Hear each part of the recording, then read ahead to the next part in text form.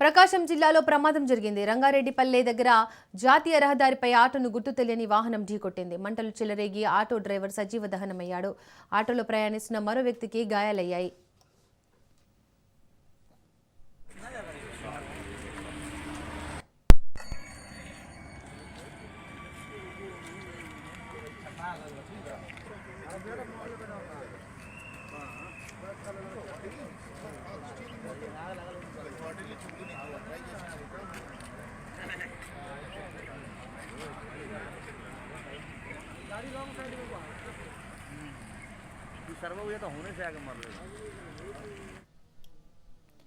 ప్రకాశం జిల్లాలో ప్రమాదం జరిగింది. రంగారెడ్డిపల్లె దగ్గర జాతీయ రహదారిపై ఆటోను గుర్తు తెలియని వాహనం ఢీకొట్టింది.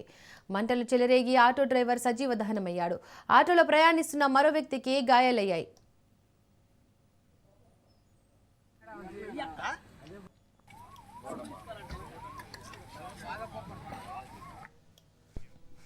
ప్రకాశం జిల్లాలో ప్రమాదం జరిగింది. రంగారెడ్డిపల్లె దగ్గర జాతీయ రహదారిపై ఆటోను గుర్తు తెలియని వాహనం ఢీకొట్టింది.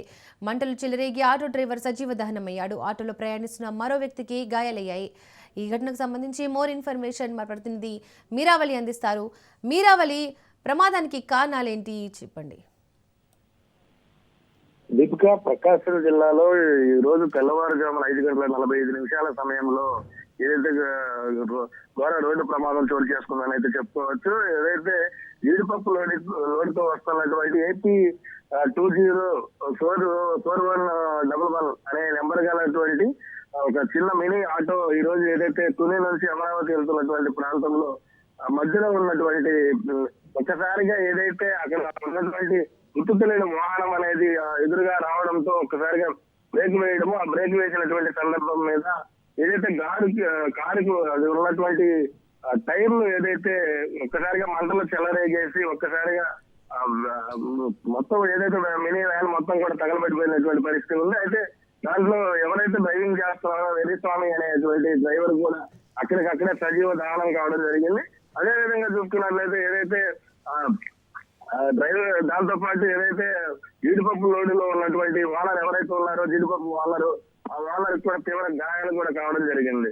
అయితే సంఘటన స్థలాన్ని వెంటనే చేరుకున్నటువంటి పోలీసులు అలానే పై సిబ్బంది వెంటనే ఆ మంటలను ఆర్పించడంతో పాటు ఏదైతే అక్కడే ఉన్నటువంటి ఓనర్ జయరామరెడ్డిని కూడా వెంటనే హాస్పిటల్ తరలించేసి క్షతగాత్రిగా ఉన్నటువంటి వ్యక్తిని మెరుగైన వైద్యం కోసం కూడా ఒంగోలు తరలిస్తున్న పరిస్థితి కనబడతా ఉందని చెప్పుకోవచ్చు. ఏదైతే తెల్లవారుజామున కావడం వల్ల ఒక్కసారిగా మంటలు చెలరేగడంతో ఆ హైవే ప్రాంతం మొత్తం కూడా ఒక్కసారిగా ట్రాఫిక్ జామ్ అవ్వడము, వెంటనే పోలీస్ సిబ్బంది కూడా ట్రాఫిక్ ని కూడా నియంత్రించినటువంటి పరిస్థితి అయితే అక్కడ కనబడిందని అయితే చెప్పుకోవచ్చు. Deepika, thank you Meeravali.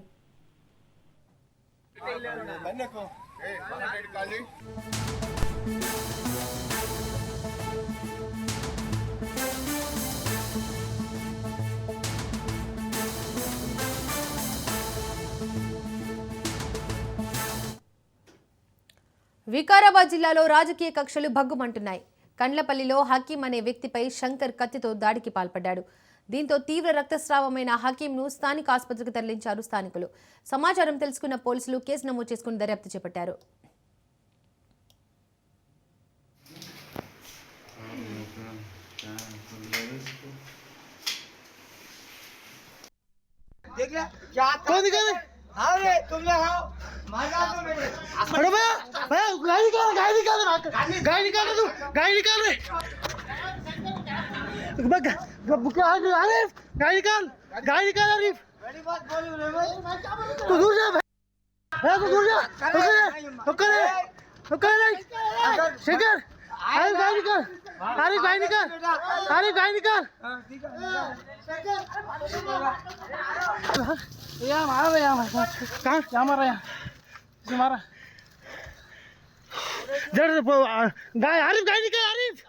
ఇదంతా రక్తం ఉంటుంది. ఒక షాప్ అన్న షాప్ గిన్నె ఉన్నది.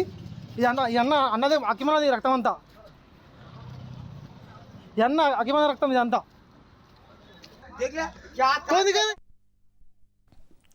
రైట్, ఈ ఘటనకు సంబంధించి మోర్ ఇన్ఫర్మేషన్ మా ప్రతినిధి పవన్ అందిస్తారు. పవన్, వికారాబాద్ జిల్లాలో రాజకీయ కక్షలు భగ్గుమంటున్నాయి. కండ్లపల్లిలో హకీం అనే వ్యక్తిపై శంకర్ కత్తితో దాడికి పాల్పడ్డాడు. దీంతో తీవ్ర రక్తస్రావమైన హకీంను స్థానిక ఆసుపత్రికి తరలించారు స్థానికులు. సమాచారం తెలుసుకున్న పోలీసులు కేసు నమోదు చేసుకుని దర్యాప్తు చేస్తున్నారు. రైట్గా ఇదే ఘటనకు సంబంధించి మోర్ డీటెయిల్స్ మా ప్రతినిధి పవన్ అందిస్తారు. పవన్, వికారాబాద్ జిల్లా పూడూరు మండలం పరిధిలోని ఒక కండ్లపల్లి గేట్ సమీపంలో ఒక వ్యక్తి కత్తితో హల్చల్ చేశారు. ఇక శంకర్ అనే ఒక వ్యక్తి కత్తితో హల్చల్ చేస్తూ హకీం అనే ఒక వ్యక్తి పైన కూడా ఒక దాడికి పాల్పడ్డాడు. దీంతో అతనికి తీవ్ర గాయాలయ్యాయి. వెంటనే అతన్ని ఆసుపత్రి కూడా తరలించారు. రాజకీయ కక్షతోనే ఒక దాడి చేశారని చెప్పి కూడా స్థానికులు చెప్తున్న పరిస్థితి కనిపిస్తుంది. మొత్తానికి శంకర్ని అదుపులోకి తీసుకొని విచారిస్తున్నారు. గాయపడిన వ్యక్తి పరిస్థితి ఏ విధంగా ఉంది?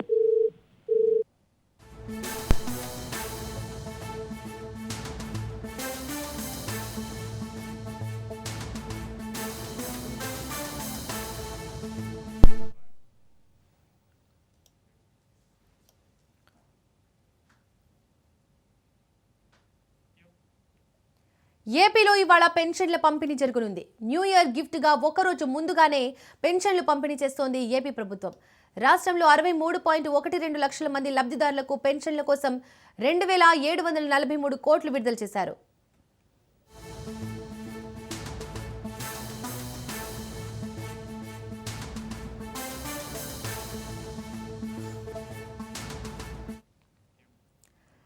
ఏపీలో ఇవాళ పెన్షన్ల పంపిణీ జరగనుంది. న్యూ ఇయర్ గిఫ్ట్ గా ఒకరోజు ముందుగానే పెన్షన్లు పంపిణీ చేస్తోంది ఏపీ ప్రభుత్వం. రాష్ట్రంలో 63.12 లక్షల మంది లబ్ధిదారులకు పెన్షన్ల కోసం 2,743 కోట్లు విడుదల చేశారు.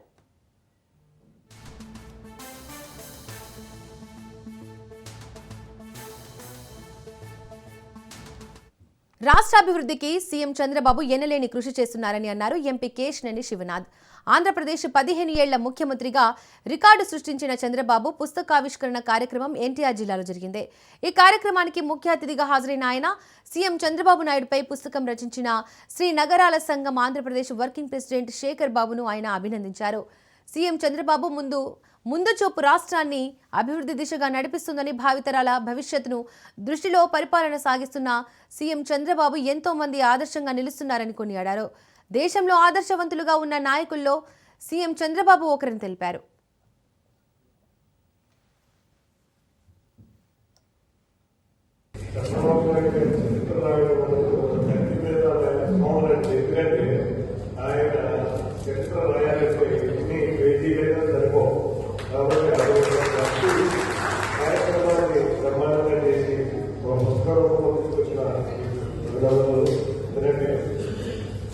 ఇవాళ ఆంధ్ర రాష్ట్రంలోనే కాదు, దేశంలోనే ఒక సరైన మార్గంలో ఉన్నటువంటి నాయకులుగా ఉన్నటువంటి ముఖ్యమంత్రి నారా చంద్రబాబు నాయుడు గారు ఎంత కోపం ఉన్నా, ఎంత పని ఒత్తిడి ఉన్నా, ఎక్కడా కూడా మొహంలో జవాబు కూడా కనపడి ఏకైక వ్యక్తులు చూసే ఉన్నారు చంద్రబాబు నారా చంద్రబాబు నాయుడు గారు. ఇవాళ ఆయన ఎంతో మంది కాదు, ఇవాళ దేశంలో కనపడే శక్తి ఒక ముఖ్యమంత్రికే ఉంది. ఇంతవరకు ఏ అటువంటి కార్యక్రమం చేయాలి. మనం చూసాం కృష్ణా గోదావరి నది 2014లో మనం చూసాం. 2014లో విడిపోయినాం. ఆ విడిపోయిన రాష్ట్రంలో నిధులు లేవు. కమాండ్ కంట్రోల్ సెంటర్లో సీఎం రేవంత్ సమీక్షా సమావేశం నిర్వహించారు. కొత్త జోనల్ కమిషనర్లకు సీఎం రేవంత్ దిశానిర్దేశం చేశారు. ఓఆర్ఆర్ లోపల ఉన్న కోర్ అర్బన్ ఏరియా అభివృద్ధిని వేగవంతం చేయాలని ఆదేశించారు. క్యూర్ పరిధిలో 12 జోన్లు, 60 సర్కిళ్లు, 300 వార్డులుగా పునర్వ్యవస్థీకరించామని వివరించారు. కోర్ అర్బన్ రీజియన్ను ప్రక్షాళన చేయాలని నిర్ణయించారు. జోన్ల వారీగా సంబంధిత సమస్యలను పరిష్కరించాల్సిన బాధ్యత జోనల్ కమిషనర్లదేనని స్పష్టం చేశారు. సిటీలో పూర్తిగా ప్లాస్టిక్ను నిషేధించాలని, సిటీలో ఎక్కడా చెత్త, గుంతల రోడ్లు కనిపించకూడదని సూచించారు. క్యూర్ పరిధిలో డీజిల్ బస్సులు, ఆటోల స్థానంలో ఈవీ వాహనాలు ఉండాలన్నారు. చెరువులు, నాలాలు, చెత్త డంపింగ్ ఏరియాలో సీసీ కెమెరాలు ఏర్పాటు చేయాలన్నారు. జనవరి నుంచి హైడ్రా, జీహెచ్ఎంసీ, వాటర్ వర్క్స్ విభాగాలు నాలాల పూడికతీత పనులు మొదలుపెట్టాలన్నారు. బీఆర్ఎస్ అధినేత కేసీఆర్ కీలక నిర్ణయం తీసుకున్నారు. అసెంబ్లీ శాసన మండలిలో పార్టీ తరపున వ్యవహరించాల్సిన డిప్యూటీ ఫ్లోర్ లీడర్లను ఖరారు చేశారు. అసెంబ్లీలో బీఆర్ఎస్ డిప్యూటీ ఫ్లోర్ లీడర్లుగా పార్టీ సీనియర్ నేతలు మాజీ మంత్రులు హరీష్ రావు, సబితా ఇంద్రారెడ్డి, తలసాని శ్రీనివాస్ యాదవ్లను కేసీఆర్ నియమించారు.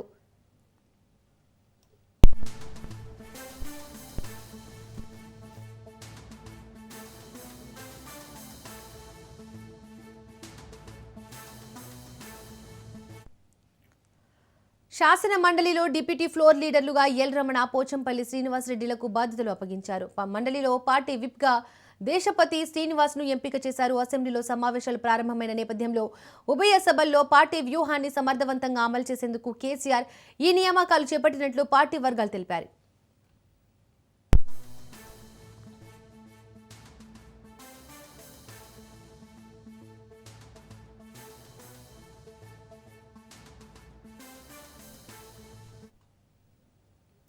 బీఆర్ఎస్ నేతలతో మాజీ సీఎం బీఆర్ఎస్ అధినేత కేసీఆర్ సమావేశమయ్యారు. నందినగర్ నివాసంలో జరిగిన ఈ భేటీలో మాజీ మంత్రులు కేటీఆర్, హరీష్ రావు, పలువురు బీఆర్ఎస్ నేతలు పాల్గొన్నారు.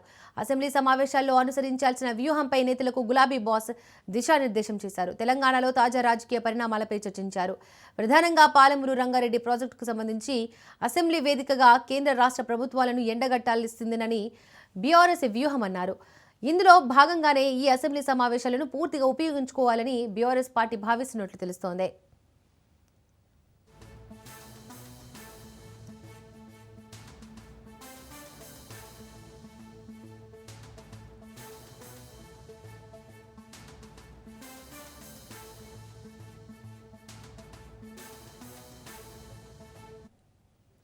గోదావరి బనకచెర్ల విషయంలో ప్రభుత్వాన్ని నిద్రలేపామని, తాము నిద్రలేపాకే ప్రభుత్వం స్పందించిందన్నారు హరీష్ రావు.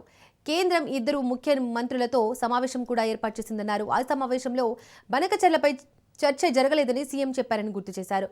ముందుగా బనకచెర్ల ద్వారా జల దోపిడీ చేయాలనుకున్నారు. ఇప్పుడు నల్లమల సాగర్ పేరుతో దోపిడీ చేయబోతున్నారన్నారు హరీష్ రావు. నల్లమల్ల సాగర్ మీద, గోదావరి బనకచెర్ల మీద మేము మాట్లాడుకుంటున్నాము. తెలంగాణ ఒప్పుకున్నది. ఒప్పుకోవడమే కాకుండా ఈ సమస్య పరిష్కారానికి కమిటీని అపాయింట్ చేస్తూ మాకు ఢిల్లీకి ఉత్తరం రాసింది. మేము మాట్లాడతాము అని కేంద్ర ప్రభుత్వం అంటది సుప్రీంకోర్టులో. ఆంధ్రప్రదేశ్ కూడా ఏమంటది, ఇది మీ కోర్టుల కేసు వేసింది 16 తారీఖు, కానీ కమిటీ వేసింది 23 తారీఖు. కోర్టుది మొదలు, కమిటీది లేటెస్ట్ కనుక కమిటీదే కరెక్ట్, కోర్టుది నల్ అండ్ వైడ్ అయిపోతుంది. కోర్టులో జరుగుతుంది. ఇక 16 తారీఖు ఏమో కోర్టులో కొట్లాడటానికి కేసు వేస్తుంది, 23 తారీఖు నాడేమో మాట్లాడుకుందామని కమిటీ వేస్తుంది. ఇప్పుడు ఢిల్లీ ఏమంటుంది, ఇప్పుడు ఈ సుప్రీంకోర్టు నోటీసులు ఎవరికి ఇస్తుంది? ఆంధ్రప్రదేశ్కు కేంద్ర ప్రభుత్వానికి ఇవ్వాలి. వాళ్ళు ఏమంటారు, అదిగో మాకు ఢిల్లీకి మొన్ననే ఉత్తరం రాసిండ్రు, మీ కోర్టులో కేసు వేసినాక 23వ తారీఖు ఉత్తరం రాసిండ్రు, మాట్లాడుకుంటున్నాం, మేము పరిష్కరించుకుంటున్నాం, ఇది మొదలు కోర్టులో కేసు వేసిండ్రు, తర్వాత మాకు ఉత్తరం రాసిండ్రు అంటారు కదా. అప్పుడు కోర్టులో నీ కేసు వీక్ కాదా? నువ్వు కమిటీ వేస్తూ గోదావరి బనకచెర్లకు టెక్నికల్ ఇష్యూస్ పరిష్కారం చేయడానికి ఒక దొంగకు, ఆంధ్ర ఏజెంటుకు, ఆంధ్ర దాసుడికి ఆదిత్యనాథ్ దాస్ చైర్మన్గా పెట్టి ఇటు కమిటీ వేస్తుంది 23 తారీఖు నాడు. అప్పుడు నీ కోర్టులో నీ కేసే వీక్ అయిపోయాయి. పోలవరం బనకచెర్ల అయినా, పోలవరం నల్లమల సాగర్ అయినా ఒకటే, గవే నీళ్లు, గదే సోర్సు, పోలవరంకి వెళ్ళి తీసుకుపోతారు. ఇక్కడ ఏమైంది, నీటి లభ్యత ఉన్నది, నీళ్లు తీసుకుపోవచ్చు అని క్లియరెన్స్ ఇచ్చేసాను. ఏం చేస్తున్నారు మీరు? నిద్రపోతున్నారా? ఉత్తమ్ కుమార్ రెడ్డి పొద్దుగాలేస్తే మామూలు తిట్టుడేనా? రేవంత్ రెడ్డి ఎప్పుడు లాగుల తొండలు జరుగుతా లేకపోతే ఏందో అంటాడు కదా, ఇంకా మెడల పేగులు వేసుకుంటా గోటీలాడితే ఈ చిల్లర మాటలేనా? నువ్వేమన్నా రాష్ట్ర ముఖ్యమంత్రిగా రాష్ట్ర ప్రయోజనాలు ఏమైనా కాపాడేది ఉన్నదా లేదా? అసలు నువ్వు ఆ కుర్చీలో కూర్చున్నది ఆంధ్రాకు వత్తాసు పలకడానికా, బాబు గారికి గురుదక్షిణ చెల్లించడానికా, తెలంగాణ నీళ్లు ఆంధ్రాకు దోచిపెట్టడానికా? మన పోలవరం నుంచి బ్యారేజ్లో, కృష్ణా బ్యారేజ్లో వేసుకునేది సేమ్, అక్కడి నుంచి బ్యారేజ్ నుంచి మళ్ళీ బొల్లంపల్లి రిజర్వాయర్ వరకు తెచ్చేది సేమ్, బొల్లంపల్లి నుంచి నల్లమల్ల సాగర్ దగ్గర ఆపేస్తుండు. ఇప్పుడు ఉపాయం ఏం చేసింది, కృష్ణకు కలిపితే పైన రాష్ట్రాలకు హక్కు దొరుకుతుంది కనుక కలపకుండా మధ్యలోనే ఆపి టనల్ కొట్టి కిందికి కలుపుకుంటుండు, కృష్ణలో కలపకుండా. కర్ణాటకకు అర్థమైంది, మహారాష్ట్రకు అర్థమైంది, ఆంధ్రప్రదేశ్కి అర్థమైంది, కానీ మనోళ్ళకి అర్థం కాలేదు. ఏది మా విజయమే, మేము కొట్లాడితే బనకచెర్ల ఆగిపోయింది అన్నారు. అది ఆగలే, డబుల్ దెబ్బ తగిలింది. మొదటి దెబ్బ గోదావరి నీళ్ళు పోయేది ఎట్లా పోతున్నాయి, రెండవ దెబ్బ బచావత్ అవార్డు ప్రకారంగా రావాల్సిన 45 కూడా రాకుండా పోతున్నాయి. బనకచెర్ల ఎంత డేంజరో, బనకచెర్ల కంటే Nallamala Sagar double danger. We will lose 2. బనకచెర్లనైతేనేమో గోదావరి నీళ్ళు పోతాయి కానీ కృష్ణాల వాటా దొరుకుతుంది. నల్లమల్ల సాగర్ అంటే గోదావరి నీళ్లు పోతాయి, కృష్ణాల వాటా కూడా రాదు. డబల్ ఎడ్జ్డ్ నైఫ్ ఇది, డబుల్ డేంజరస్. అయితే ఈ నల్లమల్ల సాగరు మరి ఆంధ్రప్రదేశ్ అడ్డుకోవాలన్నా వద్దా? ఇంత జరుగుతుంటే ఈ ప్రభుత్వం ఏం చేస్తుంది?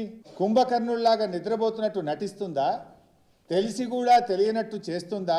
ఇదంతా రాష్ట్ర ప్రభుత్వానికి తెలియకుండానే జరుగుతుందని అనుకోవాలనా? లేదు, చంద్రబాబు రేవంత్ రెడ్డి ఇద్దరూ పరస్పర సహకారంతో ముందుకు పోతున్నారని అర్థం చేసుకోవాలనా? గ్రూప్ 1 పరీక్షల నిర్వహణపై సింగిల్ జడ్జి ఇచ్చిన తీర్పును రద్దు చేయాలని కోరుతూ దాఖలైన పిటిషన్లపై హైకోర్టులో వాదనలు ముగిశాయి. తీర్పును జనవరి 22న వెలువరిస్తామని చీఫ్ జస్టిస్ నేతృత్వంలోని ద్విసభ్య ధర్మాసనం ప్రకటించింది. అప్పటి వరకు సింగిల్ జడ్జి తీర్పు అమలు చేస్తూ గతంలో వెలువరించిన స్టే ఆదేశాలు కొనసాగుతాయని తెలిపింది. గ్రూప్ 1 పరీక్షల నిర్వహణలో అవకతవకలు జరిగాయని, మార్కుల తుది జాబితాను, జనరల్ ర్యాంకింగ్ జాబితాను రద్దు చేయడంతో పాటు జవాబు పత్రాలను పునర్మూల్యాంకనం చేయాలని, లేని పక్షంలో తిరిగి పరీక్షలు నిర్వహించాలని ఆదేశిస్తూ సింగిల్ జడ్జి గత సెప్టెంబర్ 9న తీర్పు వెలువరించారు.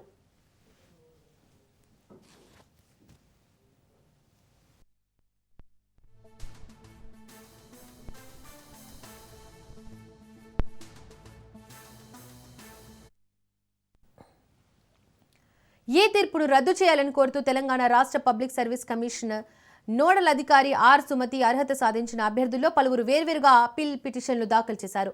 దీనిపై ప్రధాన న్యాయమూర్తి justice Aparesh Kumar Singh, justice GM Mohinuddin ధర్మాసనం విచారణ ముగిసింది.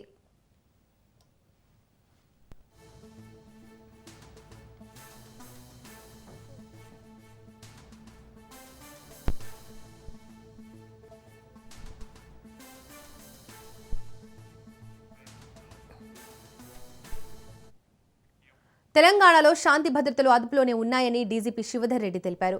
2025 వార్షిక నివేదికను విడుదల చేశారు. ఈ ఏడాది పండుగల బందోబస్తు పటిష్టంగా చేశామన్నారు.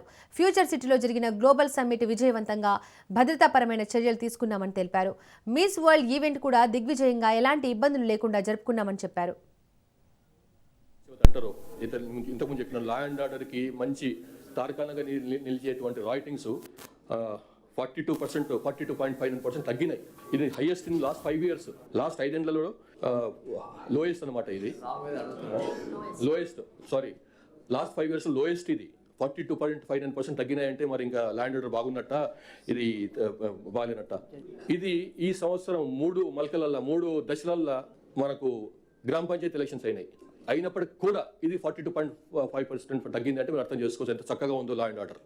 అంతా కూడా మీరు చూడాల్సింది November 24, November 23, November 21, November 28. ఇది మొత్తం ఇయర్ కాదు మేము ఇచ్చింది. కంపేర్ అట్లే కంపేర్ చేయగలుగుతారు కదా. ఒక సంవత్సరం మొత్తం ఇయర్ ఇచ్చి ఈ సంవత్సరం నవంబర్ వరకు కంపేర్ చేయలేరు కాబట్టి మేము ఇచ్చిన ఎవ్రీథింగ్ కూడా November ending of the corresponding year of the corresponding time of the previous years. అది దయచేసి అది దృష్టిలో పెట్టుకోండి. ఓన్లీ మిస్సింగ్ పర్సన్స్ దగ్గర కాదు, అన్నిట్లో అట్లే ఉందండి. అన్నిట్లో అది కరెక్ట్ లేదు అట్లా. సో అది మేము చెప్పింది అది సమ్ మిస్సింగ్ అయ్యిండొచ్చు, but it is for every one, every head. మేము ముందే చెప్పినాం కదా స్టార్టింగ్లోనే. మొత్తం 509 మంది లొంగిపోయినారు. తర్వాత అందులో 2 సెంట్రల్ కమిటీ మెంబర్లు, 11 మంది స్టేట్ కమిటీ మెంబర్లు స్థాయి ఉన్నవాళ్ళు, 3 డివిజనల్ కమిటీ సెక్రటరీల స్థాయి ఉన్నవాళ్ళు, 17 మంది డివిజనల్ కమిటీ మెంబర్ల స్థాయి ఉన్నవాళ్ళు, 57 మంది ఏరియా కమిటీ మెంబర్ల స్థాయి ఉన్నవాళ్ళు, మిగతా వాళ్ళు డిఫరెంట్ ర్యాంక్స్లో ఉన్నవాళ్ళు. మొత్తం కలిసి 509 మంది లొంగిపోతే ఇందులో 24 మంది తెలంగాణకు చెందిన వాళ్ళు, 483 మంది ఛత్తీస్గఢ్ చెందిన వాళ్ళు, ఈ 24 ఒకరు మహారాష్ట్ర వాళ్ళు, ఒకరు ఏపీ వాళ్ళు. సో ఇందులో పట్టుకున్న వాళ్ళు అట్లా ఏం లేదు, అందరూ లొంగిపోయిన వాళ్ళు. తెలంగాణలో నయా సాల్ వేడుకలపై పోలీసు ఆంక్షలు విధించారు. హుస్సేన్ సాగర్ చుట్టూ వాహనాల రాకపోకలపై ఆంక్షలు పెట్టారు. పబ్లు, హోటళ్లు, బార్ల నిర్వాహకులకు నిబంధనలపై సూచనలు చేశారు. హుస్సేన్ సాగర్ చుట్టూ వాహనాల రాకపోకలపై ఆంక్షలు చెప్పారు. వేడుకల్లో మైనర్లకు మద్యం సరఫరా చేస్తే చర్యలు తప్పవని హెచ్చరించారు. ఇబ్బంది కలగకుండా డీజే సౌండ్, వాహనాల నియంత్రణపై ఫోకస్ పెట్టారు. న్యూ ఇయర్ ఈవెంట్స్లో సీసీ కెమెరాలు తప్పనిసరి అని తెలిపారు. కొత్త ఏడాది వేడుకల్లో అశ్లీల నృత్యాలపై నిషేధం విధించిన పోలీసులు తాగి వాహనం నడిపితే 10,000 జరిమానా, తాగి వాహనం నడిపితే 6 నెలల జైలు శిక్ష విధిస్తామన్నారు. అవుట్డోర్లో రాత్రి 10 గంటల తర్వాత లౌడ్ స్పీకర్లు బ్యాన్ చేశారు. న్యూ ఇయర్ పార్టీలో డ్రగ్స్ వినియోగిస్తే కఠిన చర్యలు తప్పవన్నారు.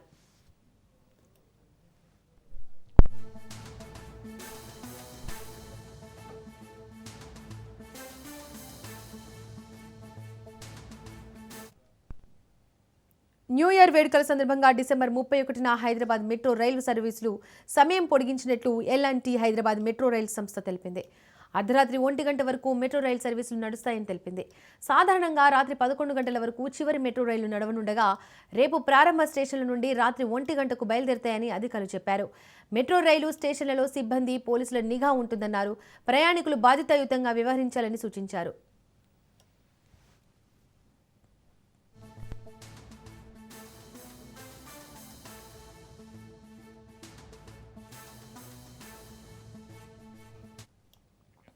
ఏపీలో నూతనంగా ఏర్పాటు చేసిన పోలవరం, మార్కాపురం జిల్లాలకు ప్రభుత్వం ఉన్నతాధికారులను నియమించింది. కలెక్టర్, ఎస్పీ, జేసీలను నియమిస్తూ ఆదేశాలు జారీ చేసింది.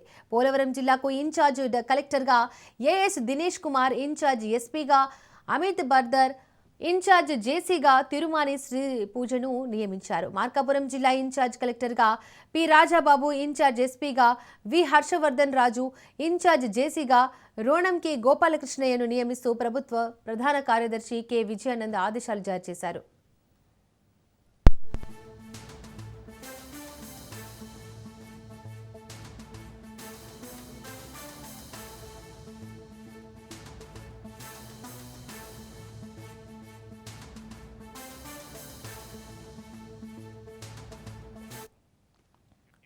నేడు కేంద్ర కేబినెట్ సమావేశం జరగనుంది. ఉదయం 11 గంటలకు ప్రధాని మోడీ అధ్యక్షతన భేటీ కానుంది. శాఖల వారీగా మంత్రుల పనితీరుపై ప్రధాని మోడీ సమీక్షించనున్నారు. అలాగే కొత్త ఏడాదిలో లక్ష్యాలపై దిశానిర్దేశం చేయనున్నారు.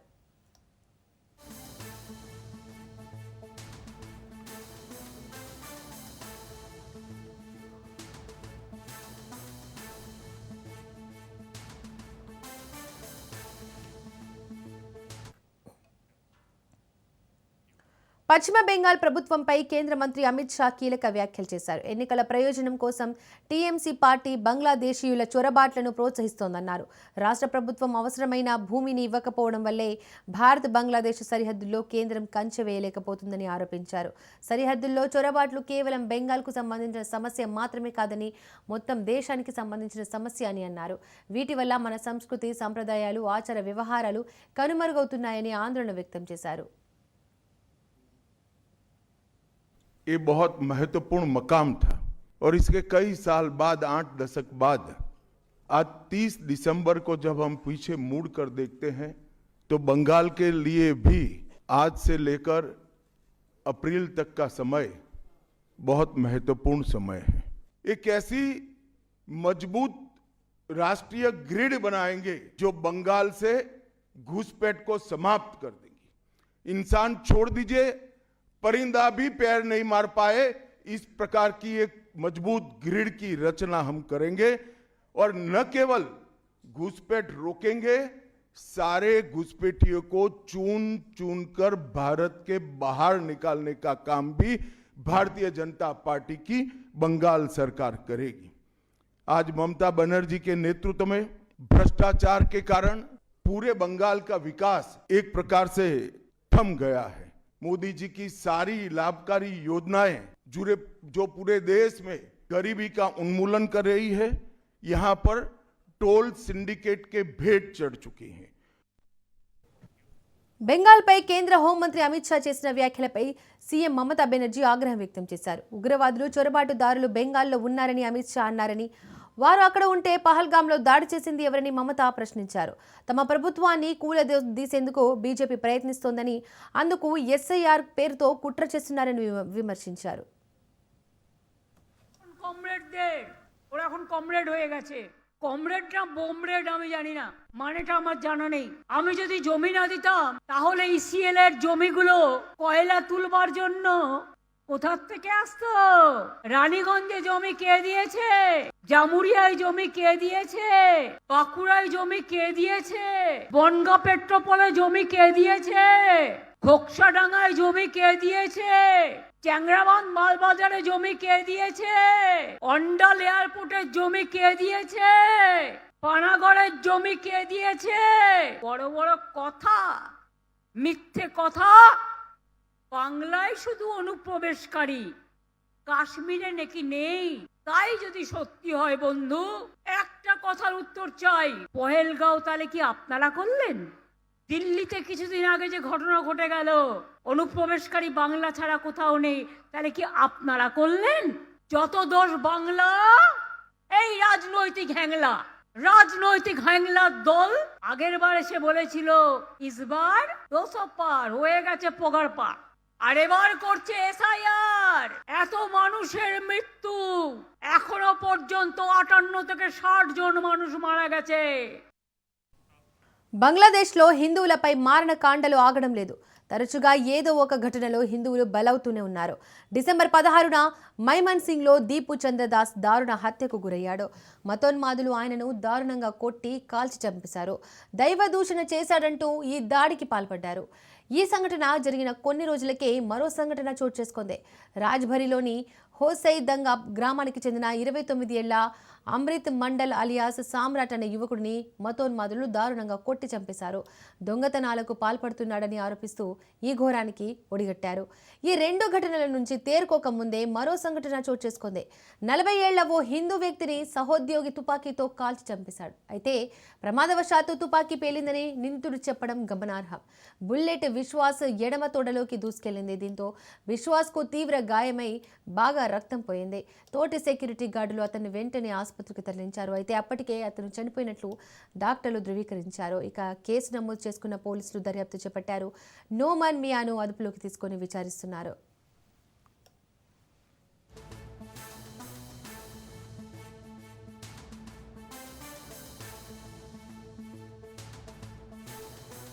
బంగ్లాదేశ్ రాజకీయాల్లో ధృవతార ఆ దేశ తొలి మహిళా ప్రధానమంత్రి బేగం ఖలీదా జియా కన్నుమూశారు. కొంతకాలంగా తీవ్ర అనారోగ్య సమస్యలతో బాధపడుతున్న ఆమె చికిత్స పొందుతూ తుది శ్వాస విడిచినట్లు బంగ్లాదేశ్ నేషనలిస్ట్ పార్టీ అధికారికంగా ధృవీకరించింది.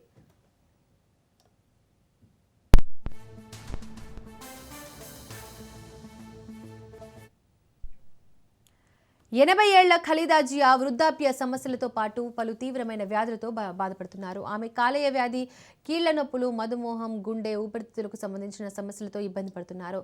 కొన్ని వారాలుగా ఆమె ఆరోగ్యం మరింత క్షీణించడంతో ఆసుపత్రిలో ప్రత్యేక నిఘాలో ఉంచి చికిత్స అందించినప్పటికీ ఫలితం లేకుండా పోయింది.